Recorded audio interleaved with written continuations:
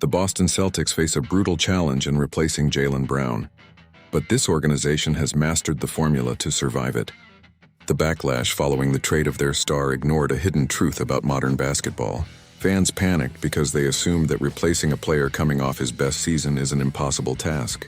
It is difficult to find a direct talent replacement for a guy who carried the offense.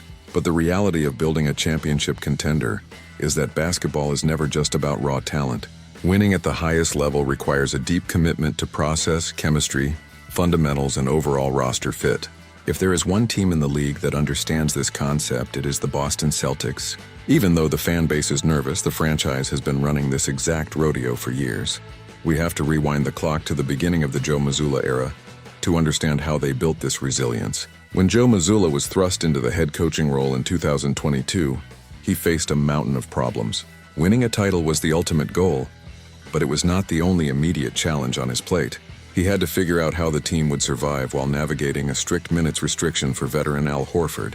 He also had to prepare for the inevitable extended absences of a very injury-prone Robert Williams. The coaching staff knew they could not simply replace those two players with guys who possessed the exact same skills. There was no one else on the roster who could anchor a defense like Williams or space the floor like Horford. Instead, they focused on inserting big men whose specific fit within the system could mask the drop in pure talent. It was a risky strategic choice, and not every move turned out to be a success story for the team. There were definitely a few failed experiments along the way that most fans have forgotten about by now. Not many people remember the brief stints of Noah Vonleh or Mfiondu Kabengele trying to anchor the paint.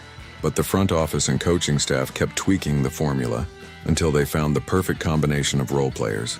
They made the system work with a combination of Grant Williams, Blake Griffin, Luke Cornett, and Mike Muscala. Those guys did not have elite athletic profiles, but they executed the defensive schemes and kept the ball moving. The strategy worked so well that Horford and Williams were well rested and ready to go for the postseason. That careful load management strategy brought Boston within just a few inches of returning to the NBA Finals. It took Caleb Martin and Gabe Vincent playing the best basketball of their lives to finally push Miami over the top. Despite that painful Game 7 loss, the Celtics proved a massive point to the rest of the basketball world. They proved that pushing past the limitations of their big men could actually help them go much deeper into the playoffs. They learned that relying on depth and system execution was far more sustainable than running their main stars into the ground. That valuable lesson was only the beginning of a recurring theme that would define the entire Joe Mazzulla era. Boston has consistently faced and welcomed this exact same challenge over the last few demanding seasons. During their historic run to Banner 18,